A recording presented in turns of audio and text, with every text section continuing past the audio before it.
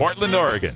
It's time for A Different View, with women's perspectives on the fight to end prohibition again, with Portland Dispensaries Examiner and mother of four, Jennifer Alexander, and professional healthcare provider Iva Cunningham from Alternative Medical Choices, Inc. Now, here's A Different View. Welcome to A Different View. I'm Jennifer, and Iva is with us remotely again. Hi, Iva. Hello, how are you? How's everything going out in the big city of Portland? Good. And you're out there in Florida again, huh, for the holidays? Yes. Russ was supposed to go to Amsterdam, but that didn't work out, so I went to Florida, and things got a little jumbled, but I'm here enjoying my holiday with my sister and her kids. It's been nice. Wonderful. So on tonight's show, we got lots of good things to talk about. Mostly we're going to talk about prohibition. And specifically alcohol prohibition and how it relates to marijuana. We're going to talk about what the laws are globally, legalization of cannabis, by country, how different countries evaluate them, and a little bit about Portugal too, one that's known for having decriminalized. Talk to Morocco of the Evergreen State Cannabis Trade Alliance. They're setting up standards there for cannabis growers, and they've been doing this for a few years with medical marijuana, but they're going to expand it now. Nice. And then we're going to talk a little bit about the different reactions to legal marijuana, both from the UN and locally here from our various congressmen. So it's been interesting. There's been a lot of people calling for the maintain the status quo. We talked about that a little bit earlier. It's been interesting, both the people who are saying maintain the status quo and those that are like, you're right, this is, time to end this, time to think rationally about this and discuss, a better way of doing things. Well, and as I understand it, there's quite a few congressmen, United States congressmen coming out and saying, let the states figure it out. That's a great thing. It says we're changing things. So that's awesome. Well, the people have spoken. It's a little hard to ignore what the people have asked for. Right. So we should probably cut to a quick break and then come back and talk about the effects of prohibition, the things you should know. Yeah. Be right back.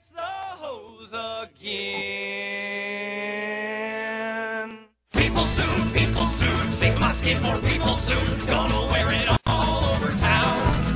Gonna dig 'em up and skin 'em down and wear my people soon around. People soon is looking mine is sharp.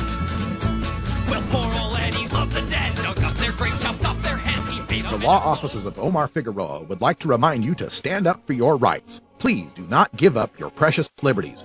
There's nothing wrong with standing up for our constitutional rights, and in fact, it's the only way to honor the Constitution that recognizes our natural rights. Treat law enforcement with respect and respect the Constitution by standing up for your rights. If you are detained or arrested, stand up for your rights by repeating, I respectfully invoke all my legal and constitutional rights. I do not consent to any search and seizure. I want to remain silent, and I want to speak to my attorney, Omar Figueroa. Omar Figueroa has more than a decade of experience in federal and California courts and graduated from Yale University, Stanford Law School, and Trial Lawyers College. Please contact the law offices of Omar Figueroa at 415-489-0420 or 707-829-0215 or on the web at www.omarfigueroa.com.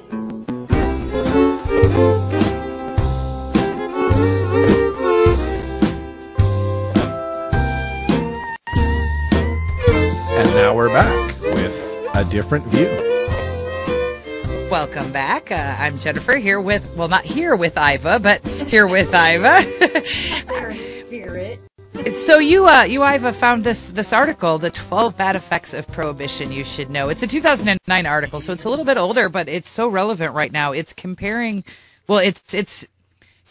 pre-prohibition effects, with alcohol prohibition to what happened after alcohol prohibition. Right. And it highlights the problems with prohibition. Did you want to talk about it a little bit?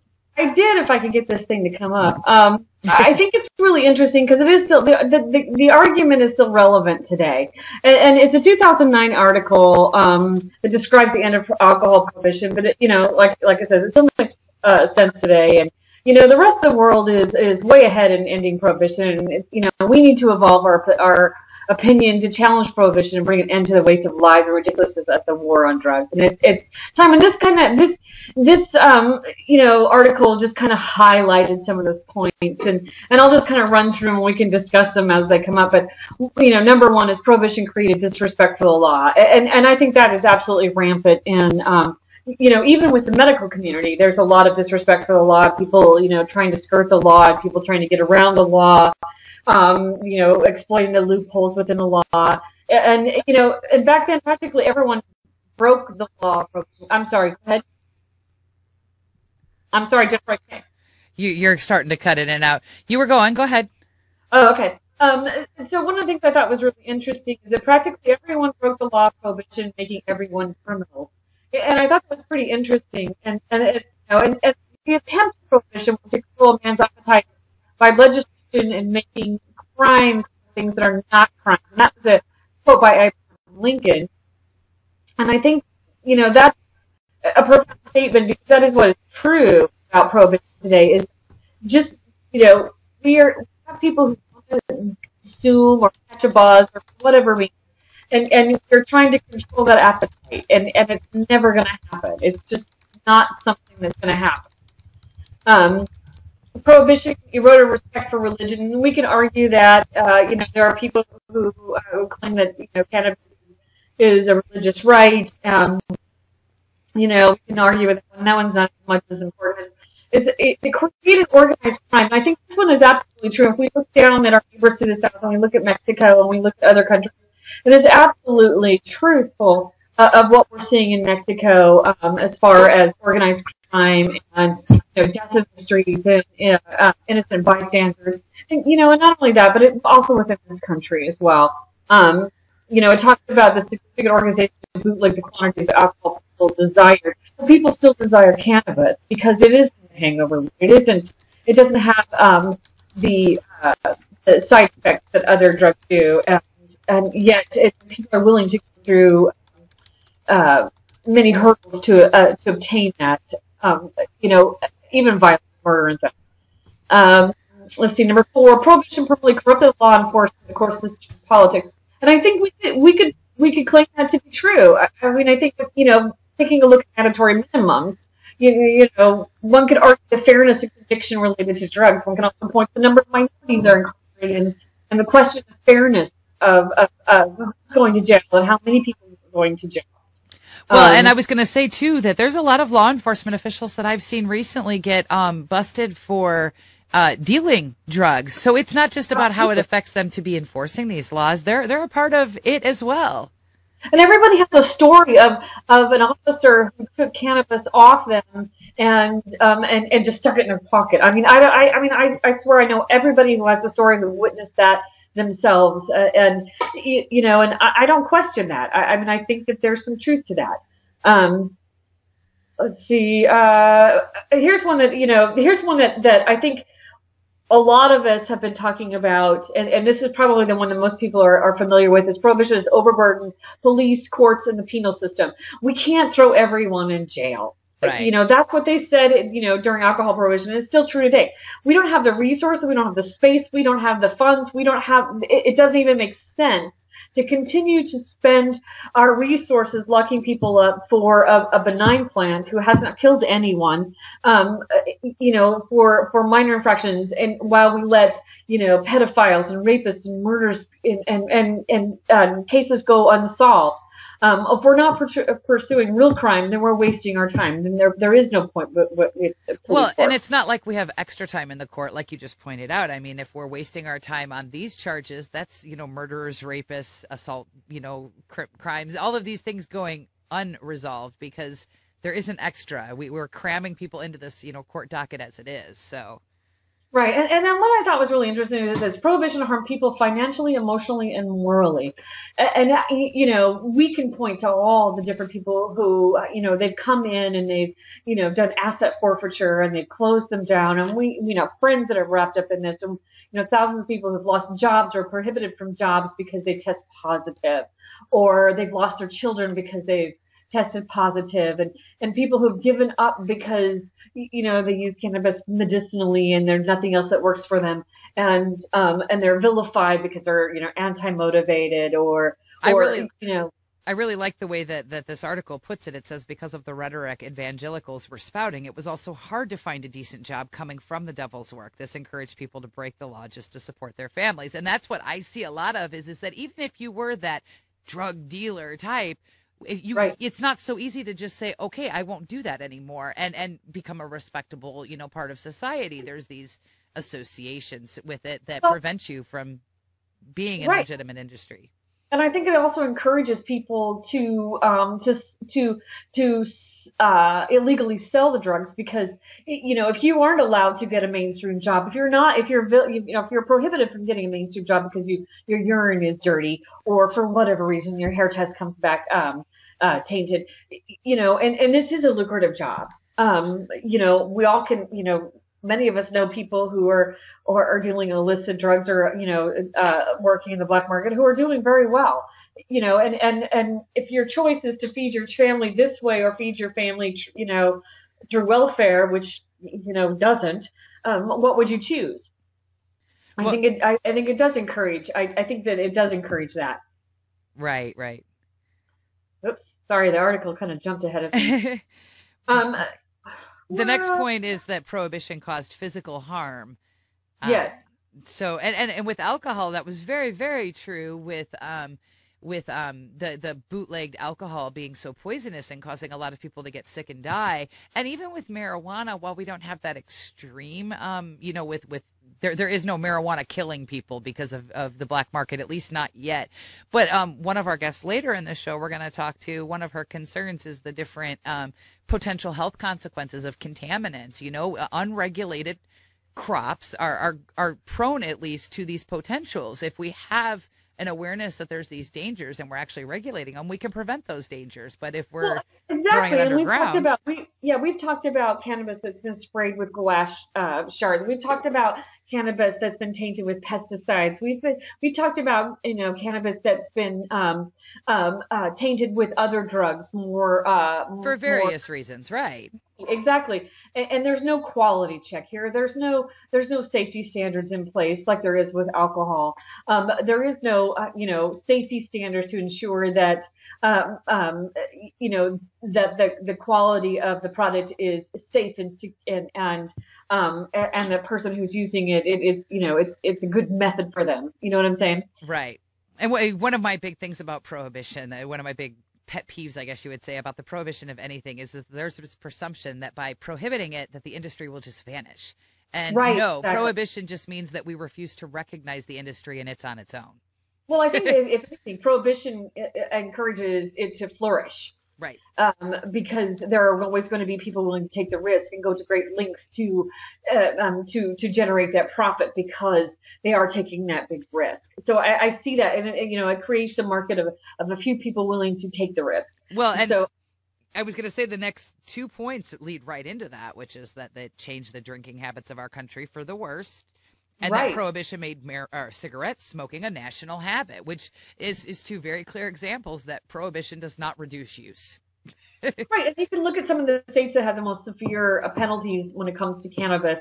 Those states have, Florida is one of a perfect example is that, there's a lot of drug pushers down here. It just happens to be alcohol.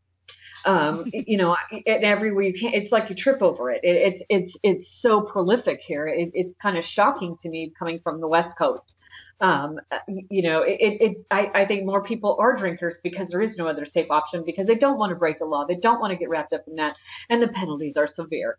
So I see people, prefer to drink instead of anything else. Right. And then I was going to say the next point is that it prevented the treatment of drinking problems. And this is the thing that I see the most, if I really have a problem with marijuana, being able to openly admit that in a state of prohibition is not likely. But the other problem being that I feel like there's so many drugs that we're not able to treat people for because they're all so taboo. They're all, it's a crime. You can go to jail. You can lose your kids. You could lose your college funding. There's so much at stake that you can't just be like, I have a problem, as though that wasn't hard enough. Right, exactly. But yeah, exactly. So let's create more hurdles. But even more than that, how many crimes go unreported? Because there might be the Right. potential of having Meaning being like somebody breaks into your house or whatever, but you've got pot in there, so you're afraid to call the police because you don't want to get into trouble. violence or anything else. I Right. mean, anything like that. And just all that hesitation to call the authorities are supposed to protect you, because they might now look at you and arrest you for something that is. Which may just sound paranoid, but there are hundreds of stories where this is what's happened, where somebody who felt that they were a valid victim of a crime tried to get help and was instead arrested. Right. And that's problematic. It really is. Well, and I love number 11, prohibition caused immorality. And that's an argument, you can't legislate morality. But I thought it was kind of interesting. Unmarried sexual activity increased as the decade became known as the roaring 20s. We have seen, the disrespect. Somebody, one of our friends from Moms for Marijuana, Sharon out of Georgia, mentioned, she wrote this great article, on Facebook or comment on Facebook. And one of the things she said is that, back in the day when she was younger, dealers would think twice about delivering, or selling anything illicit to somebody under the age of 21 or 18 or to somebody too young to handle the responsibility. Let's just put it that way.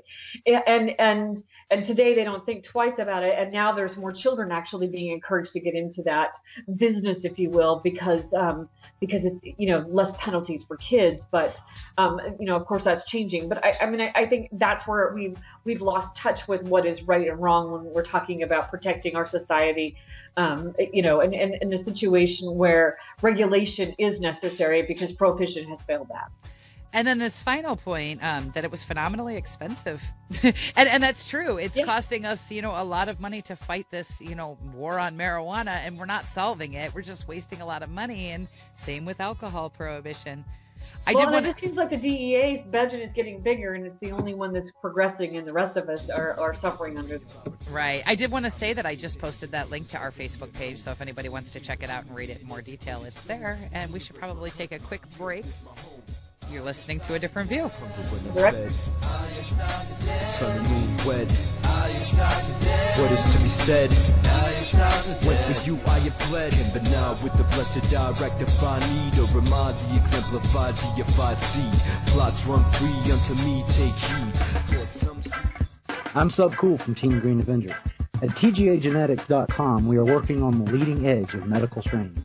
Our strains are rigorously tested for THC, CBD, THCV, and other critical cannabinoids. Know your grow. Check out our genetic diversity at TGAgenetics.com, the home of Jelly Bean, Jack the Ripper, Vortex, and other award-winning cannabis strains.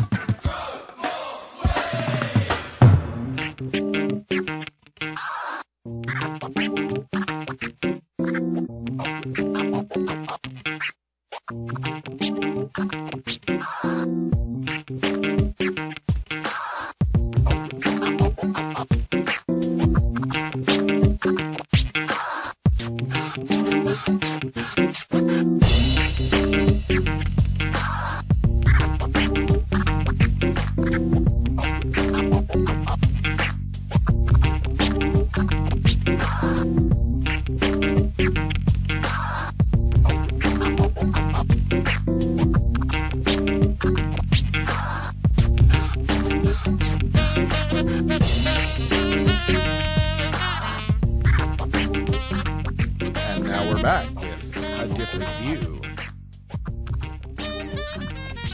You're listening to A Different View. I'm Jennifer here with Iva. Iva, you here?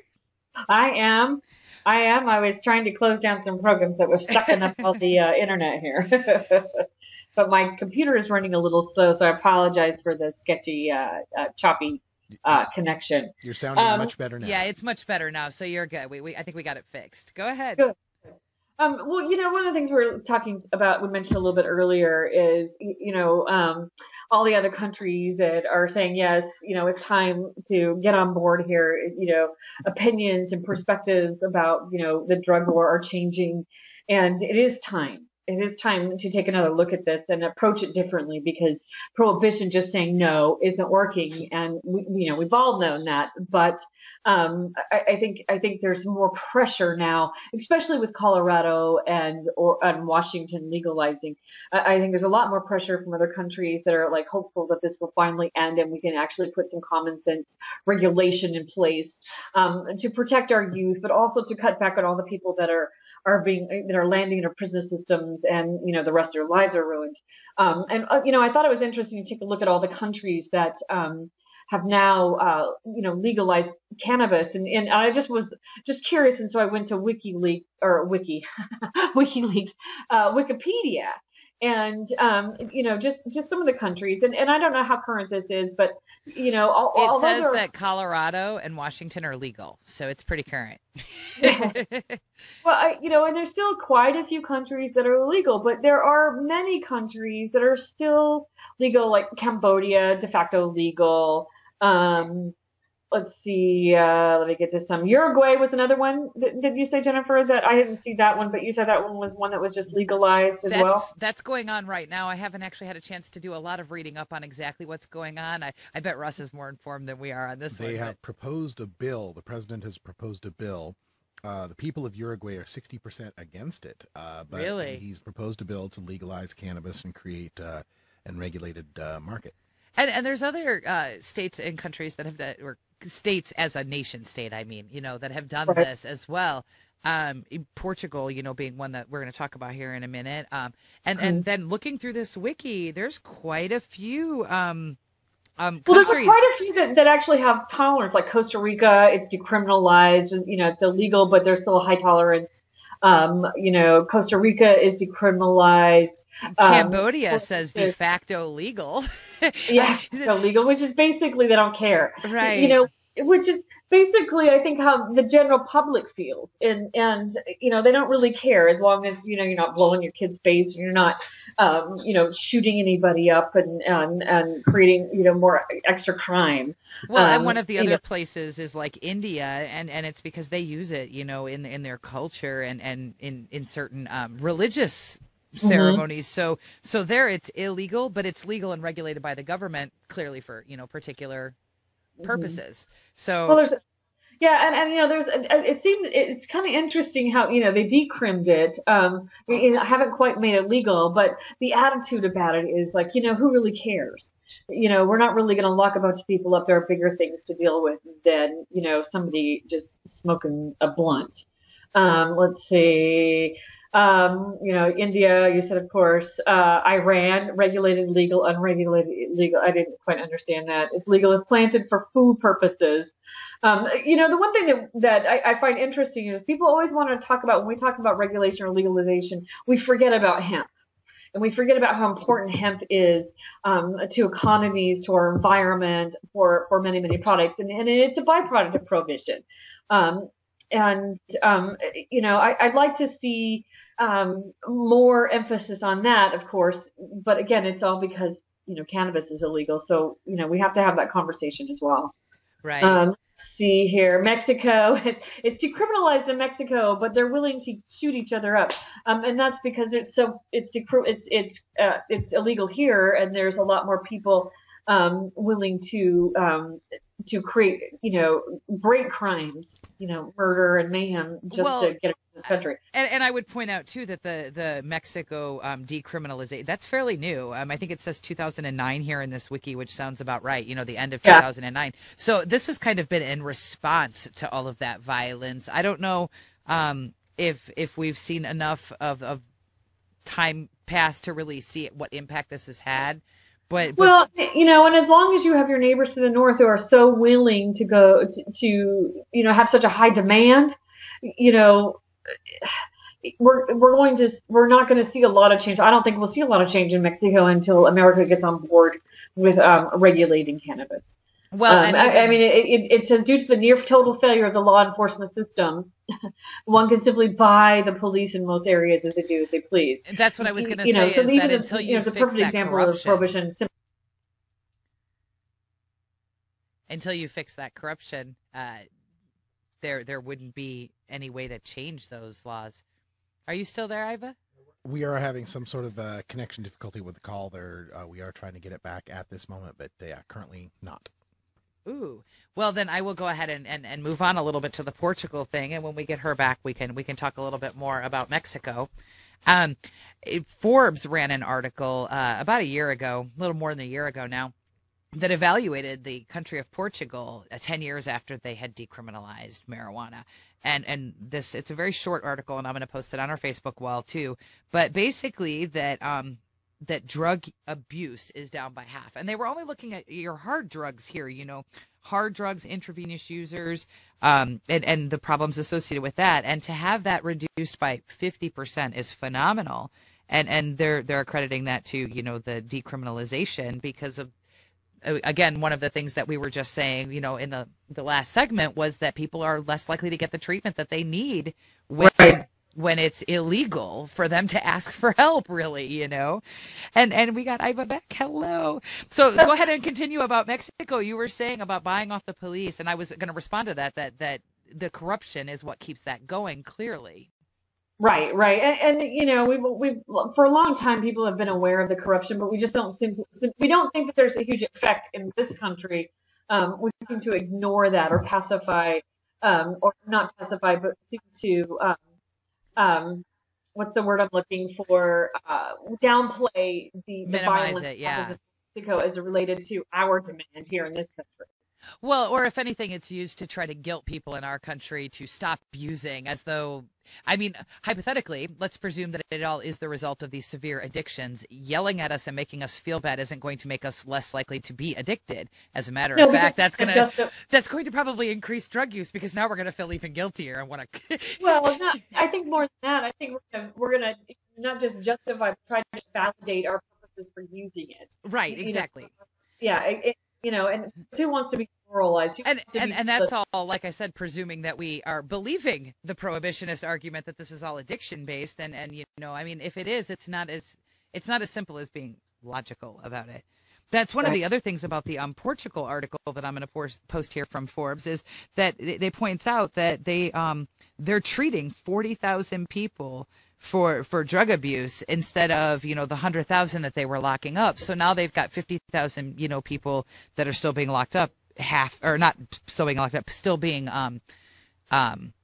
addicted, still facing the consequences of using their drugs. But 40,000 of them, they're saying are coming out, the other side treated and no longer having that drug problem. If we switch our way of thinking, and not just through like drug courts, but through true treatment options, we can actually help these people and solve this problem instead of sweeping it under the rug and behind bars. Well, and just think about how many people would be able to get treatment for more serious drug addictions like heroin or other narcotics. Those beds are being taken by people who use marijuana because they've got a conviction. Opening up some of those spaces for people who really truly want the treatment or need the treatment, seems to be more beneficial to society than just forcing people to go through the drug treatment because of a marijuana conviction. Well, absolutely. I mean, one of the things, and I've been involved in, the outside, I guess you would say, looking in of treatment for a variety of different situations. And the one thing that was consistent, regardless of where the person was going for treatment, whether it was court ordered or voluntary AA, a counselor, whatever, they all agree unanimously that you have to want to change. So how does mandating it encourage you to want, you know what I mean? Like it's sort of counterproductive in that way. Well, that's like one of the mantras. If you don't want to be there, it's not going to work. If you don't want to end your addiction, if you don't want to change behavior, then it never will change. Right. Okay, going down the list. There's a few more, but the one thing I thought it was interesting is Canadian have signed on a letter in support of ending marijuana prohibition. British Columbia legal government called for an end to marijuana decriminalization. And I think that there's more and more countries that are saying it really is time that we just get on board here and end it. And it was, go ahead. Oh, no, I was just agreeing. Go ahead. Oh, I'm sorry. The Skype thing makes for a little bit of a lag. Sorry. That's okay. Well, we're getting close to a break, aren't we? Yeah. I think we're going to take a quick break, and we're going to get our guest from the Evergreen State Cannabis Trade Alliance, Morocco Kaishna Toka, I think is how you say her name. I'm going to have to make her say it because it's one of those unique ones. But we'll get her on the line here in a minute. Have her tell us a little bit about the Evergreen State Cannabis Trade Alliance, and you're listening to A Different View. We'll be right back. Great. I got that good vibration. Yeah. I got that good vibration. I got that good vibration.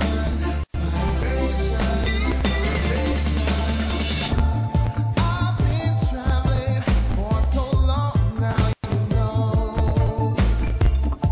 Around these islands, just to show that with a good meditation can cause a good vibration and turn a bad situation into a fine afternoon. Sing, I've got that good vibration. Sing, I got that good feeling.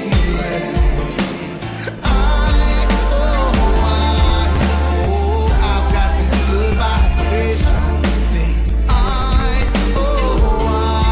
I got that good feeling. So listen up, say we gonna feel you up because we like the joy that it brings us. And yes, we take it everywhere that we go. And to people we throw these big love grenades. We're on target almost every time. So we got the eye for the good vibeless people. And no, we don't care about things that try to bring us down. I gotta let you know, I've got that good vibration. See, I got that good feeling.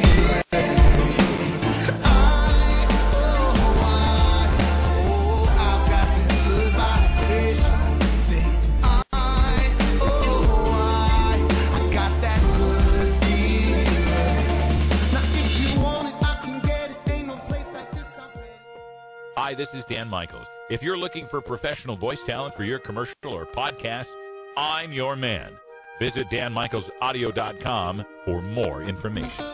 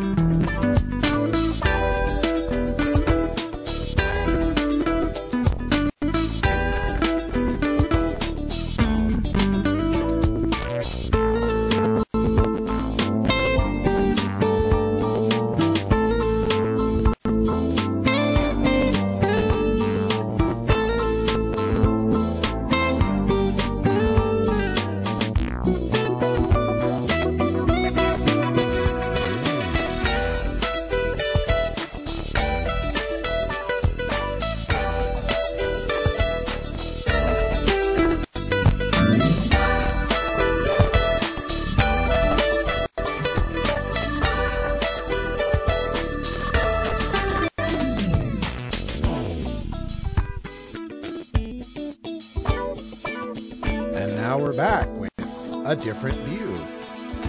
Welcome back. You're listening to A Different View. I'm Jennifer Alexander here with Iva Cunningham. Iva, we still got you on the line? I'm still here. And now we're going to bring on, you're going to have to say your name for me because I know I must be totally slaughtering the last name. It's Morocco what? Matocha, you're doing fine.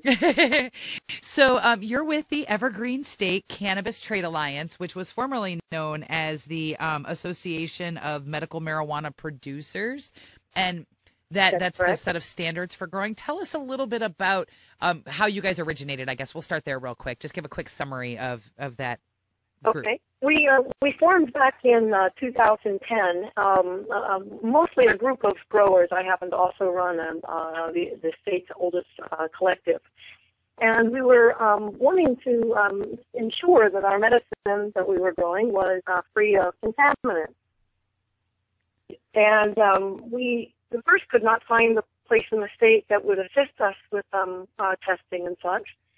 So a group of our growers came together for twice a month or so over the course of about 14, 15 months and came up with a standard. We call it patient-ready cannabis and trademark it. Scientific standard on what would be considered safe cannabis, how it would be free from mold, fungus, pesticides, and how you would examine it, etc. And then we were fortunate by the time the standard was put together, the first independent lab in the state also opened up, and we were able to hook up with them and have them start testing the product. And you guys developed patient-ready cannabis from that, correct? That's correct, which is the only thing of its kind in the country, a standard ensuring that the medicine is free of all contaminants. So as a patient, I could walk into a dispensary, see this patient-ready cannabis stamp, I guess you would say, sticker, something like that, on the medicine, and know that it met this minimum level of standard. That's correct. Yes. Basically, yes. And that's something that I know it's something that a lot of people are interested in nationwide, but as you pointed out, I think you guys probably are the first ones to do this. A lot of people have I believe so. Have I believe looked so. at It should be a no-brainer from my perspective, but we were a little surprised that we are the first. I would have thought something in California had started already. I know, again, we're primarily a group of patient growers, and so this was hugely important to us personally. Right. And I think finding a lab willing to work with you and everything is the challenge for a lot of people, so it's great that you guys were able to partner up with that independent lab there in Washington. It was extremely important. We had growers previously who were doing what you shouldn't be doing, which is crossing state lines and going to other states in order to get their product tested.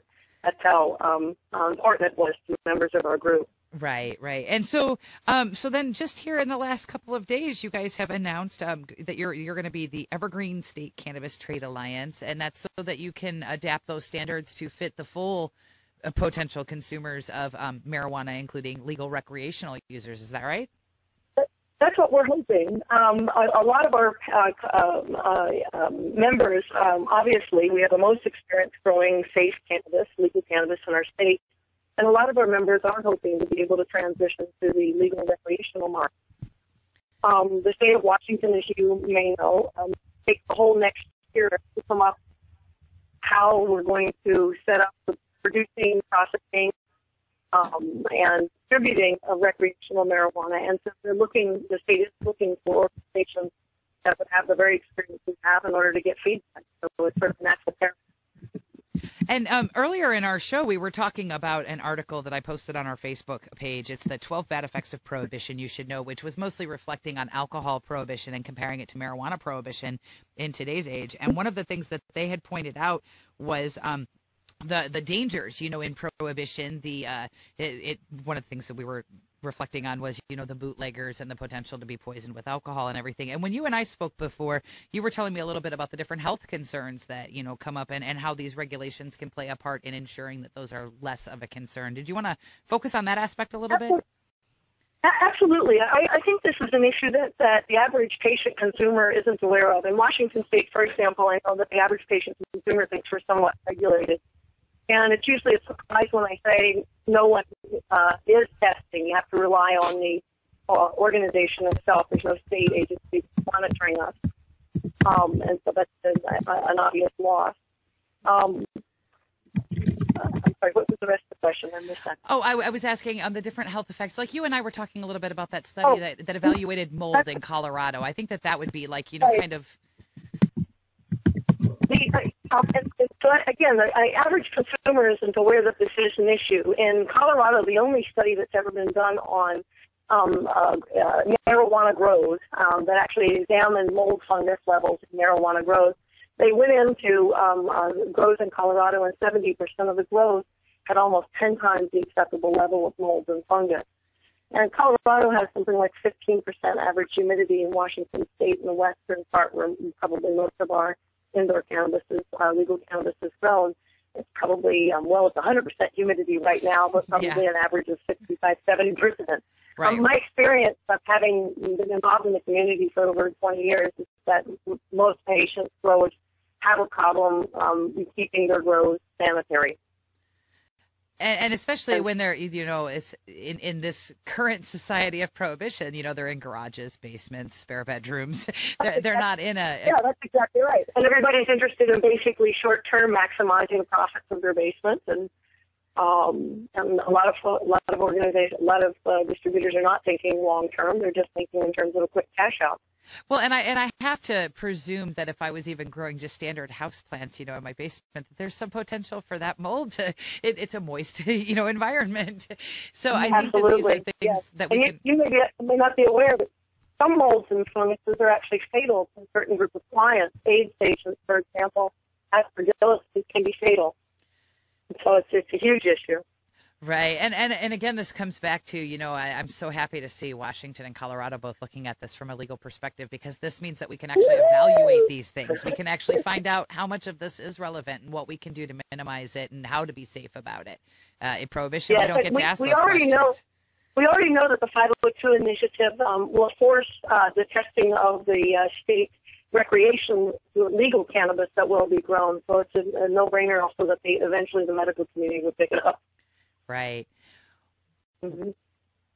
Well, Iva, did you have any questions for Morocco, or to talk anything about these standards with cannabis as we're going into a regulated structure? Is there things that you think are important that we should be looking at? Well, I'm curious as to what you think are going to be the biggest hurdles. I mean, what do you think that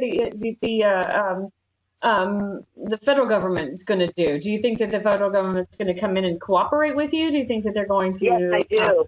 Yes, I do. The sense out here in our region is very much, we get a sense that the city attorney regularly talks about conversing regularly with the Obama administration, with the federal government.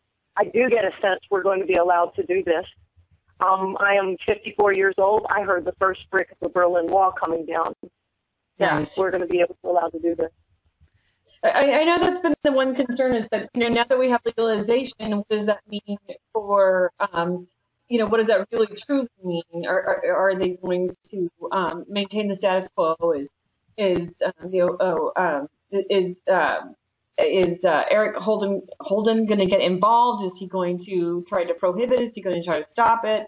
I think that is a concern. And so it's kind of nice to hear that Holder, and I always say Holden, it's Holder, that is, are they going to get involved, and are they going to try to help this process along to make it a cohesive process? Are they going to honor what the people want, or are they going to just try to block it? So that's encouraging to hear. I think there's only one way it can go. Public opinion shifts greater and greater every day. Mm-hmm. In our area, the general conception is that this is going to be allowed to roll. This was not a fringe group that got the initiative passed. The support of past and almost present U.S. attorneys, FBI director, etc. So this had broad support up here. It's perceived as a win all around, the reappropriation of resources, ending the racist war. I think you pointed out something that's really important, that this was not a fringe group, that this was a credible group of people who were not necessarily consumers or cannabis activists that pushed this initiative forward. I think that they were. I lost you. I think we may have just lost Iva. Okay. We didn't hang up on you, Iva, I swear. Her connection in Florida is a little spotty. But I was actually just going to cut her off to say, sorry, Iva, that Morocco, if you could really quick, two things. For one, that this is a growers alliance, right? So you're membership based, your growers primarily, and then patients have an interest in it as well. So how best is it for patients and growers to find out more about what you do? Can you share your website, all of that kind of contact information? Our website, of course, is just evergreencannatrade.com, and we've got an email address up there properly linked. We don't yet have a telephone number. We don't have a person to man it yet. we've tried to keep things low budget. I'm sure you can appreciate that. Yes. You know how activists are doing it. We would encourage, if you are legally growing in Washington State, we currently name a medical cannabis grower, and you're willing to apply the standards, we'd encourage you to reach out to us, get your product tested, and come on board. Thank you so much for being with us, Morocco. I appreciate having you on. Thank you so much, Jennifer. Best of luck to all you guys. Carry on. Thank you. Bye-bye. So you're listening to A Different View. I'm Jennifer. We've got Iva coming and going, but I think she's here now. Technology. Yes. We're going to go to a quick break. When we come back, we're going to talk a little bit about that response here in the United States to this legal marijuana and where it might be going. You're listening to A Different View. We'll be right back.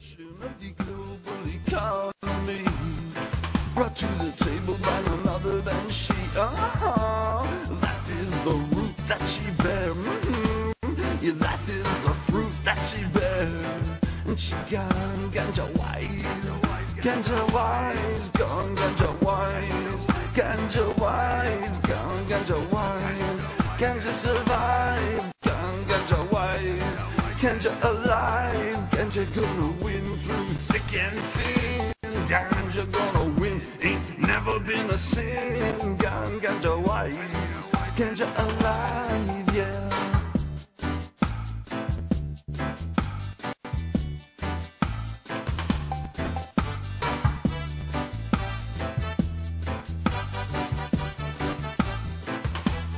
Let's bring an end to the deforestation. Let's call a halt to the global destruction.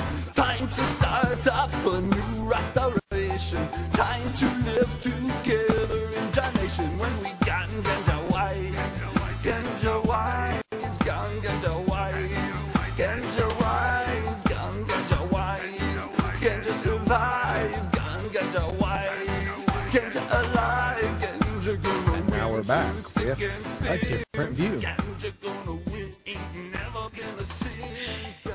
Welcome back. You're listening to A Different Got View. Jennifer Alexander in the studio. Hopefully you guys don't hear the echo that I hear. Well, that was a great interview. It'll be interesting to see what the federal government does. I hope that, what she said was true and that they will continue to uphold the will of the people. That's encouraging to hear, although we just don't know. So anyway, so it looks like they've lost connection a little bit. Hopefully we'll get back here in a minute. But, one thing I think is really interesting, Colorado and Washington legalizing is that we have, absolutely changed the tide, the direction of discussion. And I do feel encouraged that we still see legalization in our lifetime, in national level, hopefully on international level, and we can kids out of the equation. We can stop incarcerating people and ruining people's lives for the decision to consume cannabis and the other byproduct is hemp, and hopefully hemp becomes legal as a consequence of legalizing cannabis. I'm certainly tired of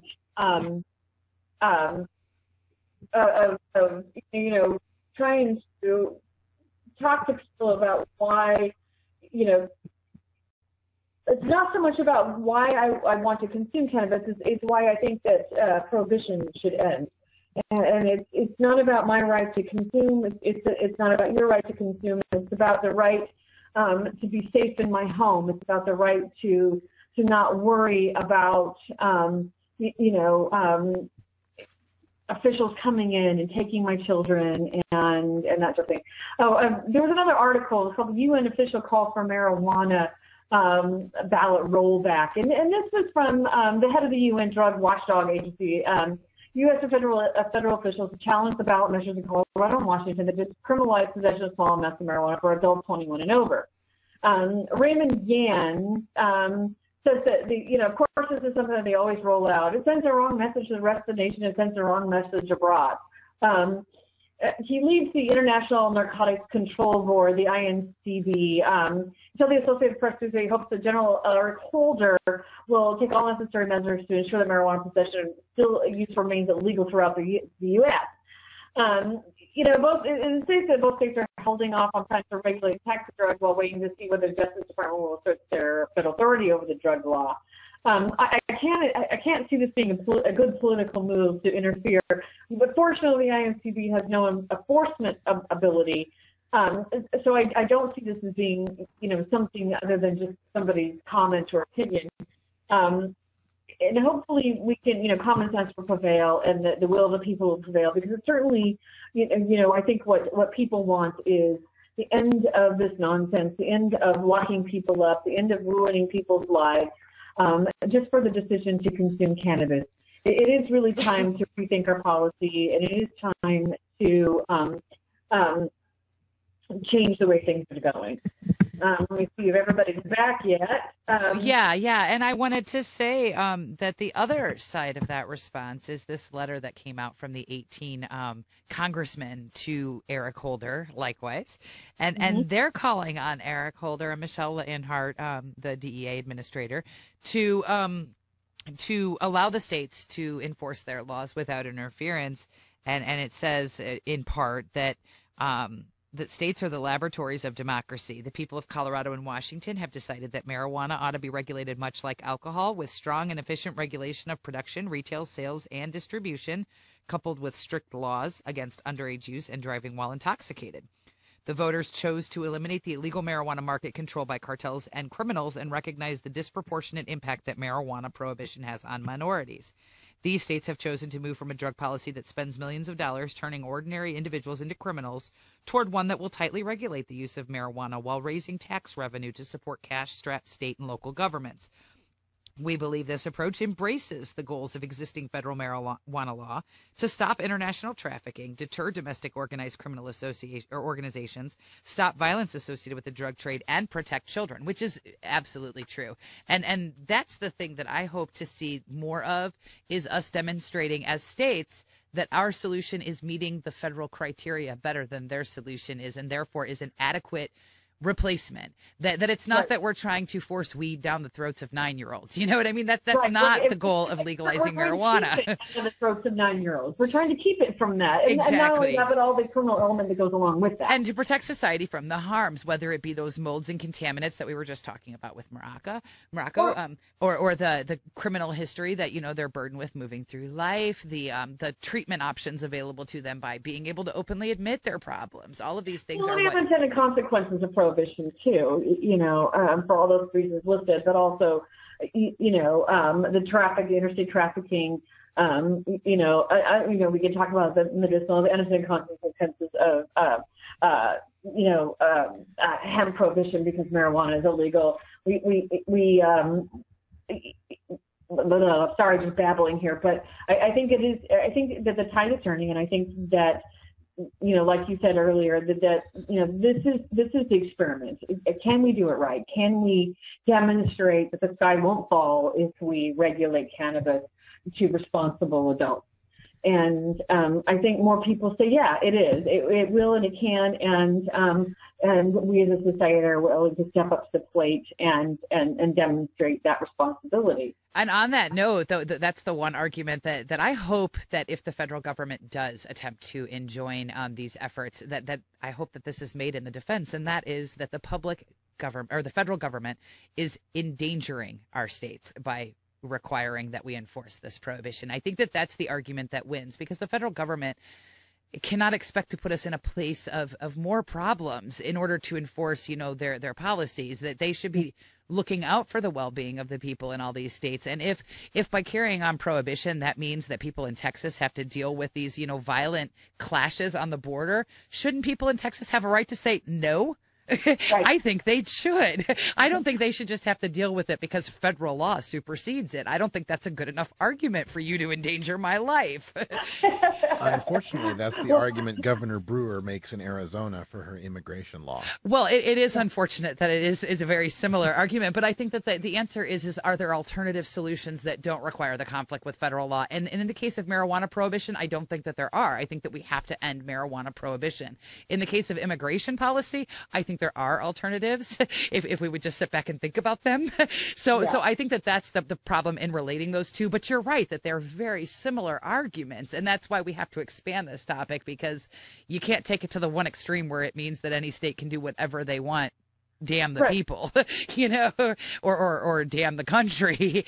I think that there's political arguments about immigration too that do affect people outside of the state of Arizona, even if it's, disproportionately affecting Arizona. And likewise with marijuana prohibition, it affects the whole nation as well, because we're enforcing it though, not because drugs exist.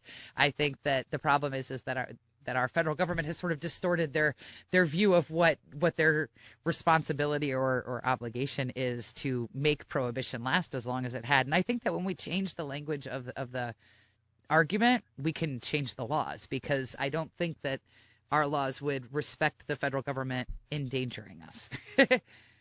Well, I think, not only are we changing the law, but we're also educating people and changing their perceptions, which is encouraging the shift. And as we point out the flaws in prohibition, more and more people are saying, yeah, you're right, I agree with you.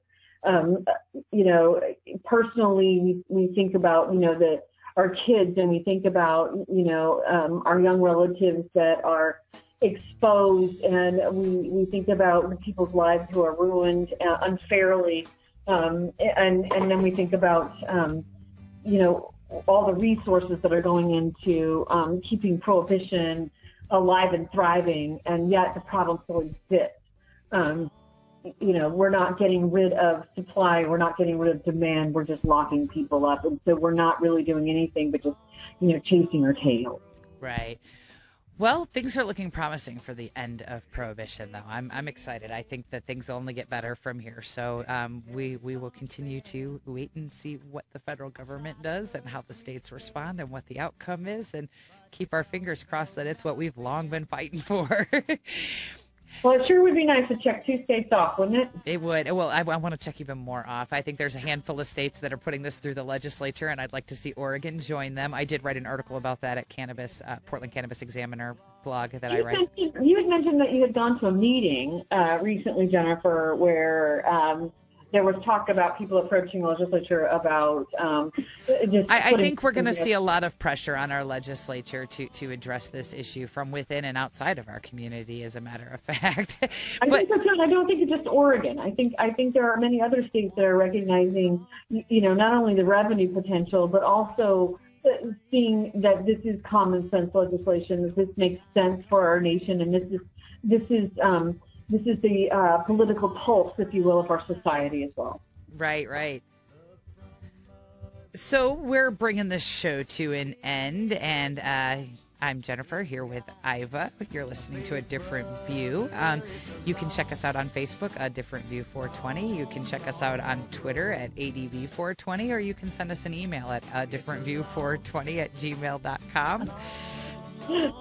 All right. Well, we will be back next Tuesday at the same time, same bat channel. You can always catch us on Tuesday nights at 8 o'clock Pacific time at RadicalRush.com. And then we do replays frequently, and I can never remember this schedule. Well, please help me out. The replay of any show that you catch live at 8 p.m. is the next day at 3 p.m. And we have one at 11 p.m. tonight, too, as well, don't we? Right. There's one 3 hours later. So 11 p.m. tonight, and then Pacific time, and 3 p.m. tomorrow, Pacific time. Excellent. Well, thanks for being with us. See you guys next time. All right. You're listening to A Different View. Put all my worries back into a sack. It's a counterattack for my booty to swing. I say that my weed's a preventative thing. If you can't understand why I'm fighting the band when they take all your liquor, let's see where you stand on the road. It's a long, long road. It's a long, long, long road. It's It's a long, long, long road. It's a long, long